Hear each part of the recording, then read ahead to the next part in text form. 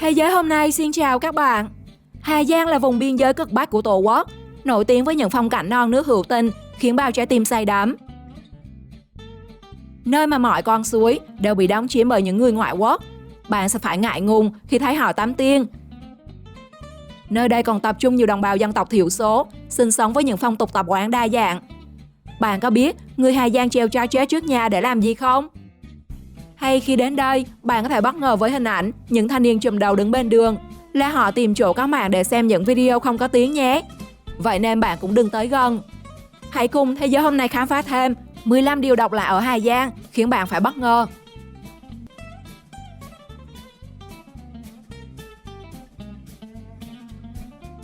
Người mọc đuôi. Một người đàn ông hờ mông kỳ lạ nhất trong làng khi sở hữu một chiếc đuôi. Chiếc đuôi này thật ra là một tấm lông dài mọc ở phía sau hông của ông, khiến ai vừa mới trông thấy đều phải hốt hoảng vì quá dị. Bản thân của ông cũng đã rất tự ti và khó chịu với chiếc đuôi không mong muốn này, nhưng nó lại có quyền lực khiến ông không thể cắt bỏ nó. Cứ hễ bị rụng là chiếc đuôi đó lại hành người đàn ông lâm bệnh vặt vã, công việc gặp biến cố. Chỉ khi đuôi đó mọc lại thì ông mới có thể khỏe mạnh và công việc thuận lợi trở lại. Biết như vậy nên ông đành an phận sống với chiếc đuôi, dù bị cả làng gọi là người mọc đuôi.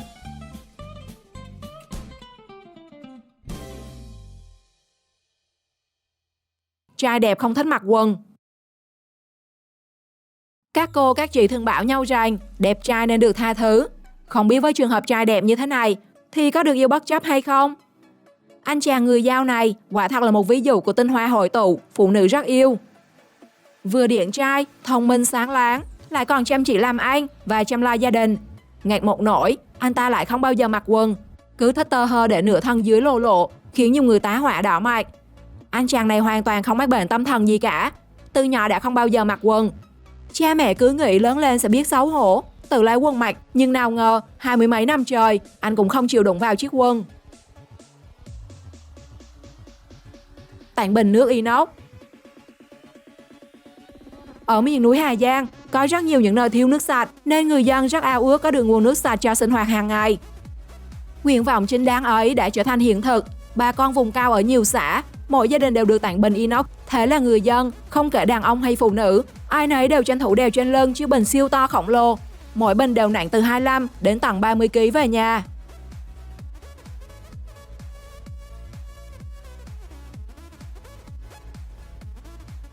Treo chó trước nhà. Người Mông ở Hà Giang rất tin tưởng vào thần linh và thế lực siêu nhiên. Một tập tục truyền thống của họ là một nét văn hóa đặc trưng. Nhưng với toàn thế giới, đó là một nghi thức cực kỳ ghê rợn. Đó là tục treo xác chó trước nhà để xua đuổi tà ma. Mỗi khi gặp chuyện chẳng lành, người dân nơi đây sẽ mời thầy cúng về. Cùng với đó là mang chó nuôi trong nhà ra đập chết, moi ruột, rồi treo lủng lẳng trước nhà cùng với bùa chú. Ai yếu tim, không khéo nhìn thấy cảnh tượng này sẽ ngất xỉu như chơi.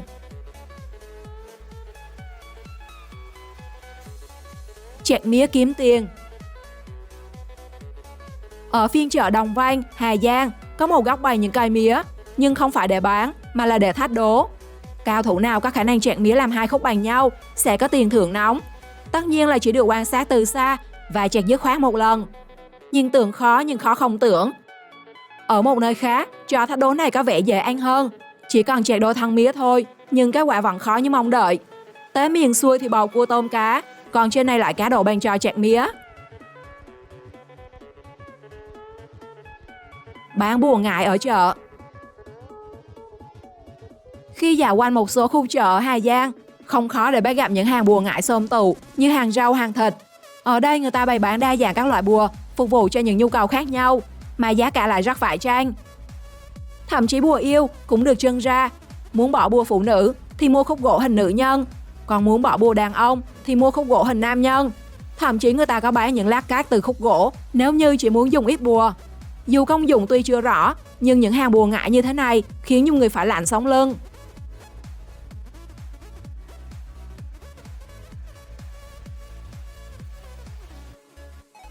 Biệt thự đá. Tuy đồng bào dân tộc thiểu số ở Hà Giang vẫn còn nhiều hoàn cảnh khó khăn, thiếu thốn, nhưng đâu đó không thiếu biệt thự, không phải bằng gạch mà là bằng đá.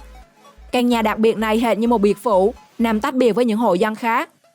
Tường nhà, bậc thềm và tường thành bao quanh đều dựng nên bằng đá. Ngôi nhà đặc biệt này có cả chuồng nuôi gia súc, gia cầm và kho trữ lương thực. Dù chủ nhà chỉ là người nông dân nghèo, nhưng mỗi ngày tích góp một chút, cuối cùng cũng làm nên một ngôi nhà độc đáo, không kém như một tác phẩm nghệ thuật.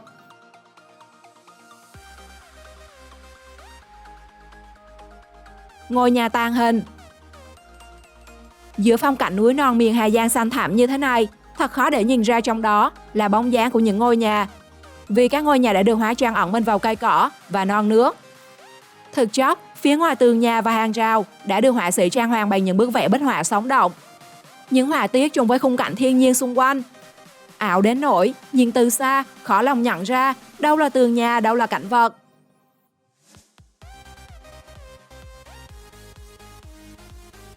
Tục bách vợ. Chúng ta thường nghe về tục bách vợ và nghĩ là đi trên đường, thấy cô gái nào ưng thì thoải mái bách về làm vợ. Hiện tượng này xảy ra ngoài đời thật và nó là biến tướng từ tục kéo vợ của người Mông mà thôi. Tục kéo vợ cụ thể là người con trai cùng bạn bè sẽ kéo cô gái họ thương về đến nhà để cho cô gái ở phòng riêng trong vòng 3 ngày. Nếu như cô gái không đồng ý làm vợ thì sẽ được đưa về nhà và chàng trai phải đem tiền và gà qua nhà cô gái để nộp phạt.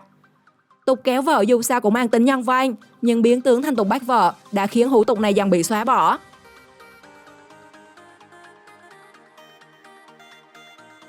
Công an giải cứu.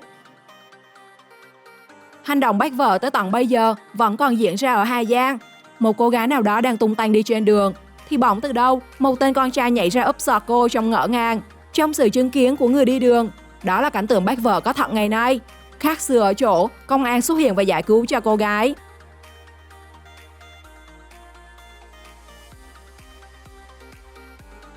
Cháo độc. Cháo độc dược là một món ăn được xem là đặc sản lâu đời của Hà Giang. Nguyên liệu chính làm nên món ăn là củ ấu tẩu, có chứa chất cực độc, có thể gây chết người. Thế nhưng với bí kíp đặc biệt mà món cháo củ ấu không còn gây hại, ngược lại biến thành vị thuốc thần, giúp xua tan mệt nhọc của một ngày, để có được một giấc ngủ sâu và khoan khoái hơn. Vì vậy, cháo ấu tẩu chỉ bán về đêm mà thôi.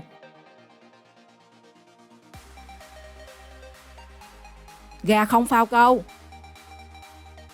Gà không có phao câu là một giống gà có thật, được nuôi nhiều ở Hà Giang. Hình dáng và màu sắc của giống gà này không khác gà thường là bao. Điểm dễ nhận diện nhất là chiếc đuôi ngắn cụm và mọc cụp xuống, thay vì dài và dựng ngược lên. Có lẽ chiếc đuôi cụp là tấm rèm che chắn cho sự kỳ lạ của chúng. Đó là phần phao câu của chúng không lồi ra mà lại rất nhẵn nhụi. Tuy khác biệt dị thường là vậy, nhưng thịt của gà không phao câu lại vô cùng dai giòn và thơm ngon.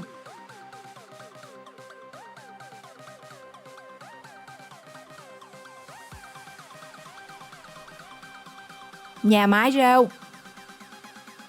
Nhà rêu là tên gọi của những ngôi nhà sàn nằm trên độ cao 1.000 m của dãy Tây Côn Lĩnh ở Hà Giang. Những ngôi nhà này có điểm chung là đều có mái nhà bao phủ bởi lớp rêu xanh mướt và dày đặc. Vì nơi đây thường xuyên có mây mù, sương phủ kín, độ ẩm cao, kèm theo mưa phùn, nên để tạo điều kiện để cây cối sinh sôi, phát triển. Đặc biệt là lớp rêu xanh trên nền mái lá cỏ ẩm mục của những ngôi nhà sàn. Nhìn từ trên xuống, thật khó phân biệt đâu là mái nhà, đâu là mặt đất.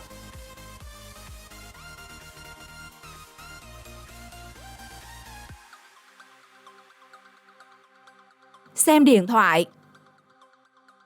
Ở Hà Giang xảy ra một hiện tượng lạ, đó là ra đường thi thoảng sẽ thấy vài thanh niên trùm áo để xem điện thoại, khiến những người qua đường không khỏi tò mò.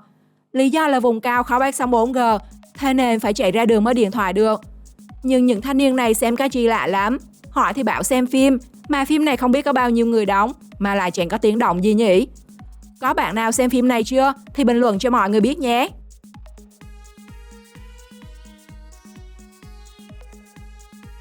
Hà Giang với vô số điều độc lạ thì đâu là điều bạn ấn tượng nhất? Hãy để lại ý kiến của bạn bên dưới phần bình luận. Đừng quên like, chia sẻ và nhấn nút đăng ký kênh để cùng thế giới hôm nay khám phá nhiều điều thú vị xung quanh. Xin chào và hẹn gặp lại!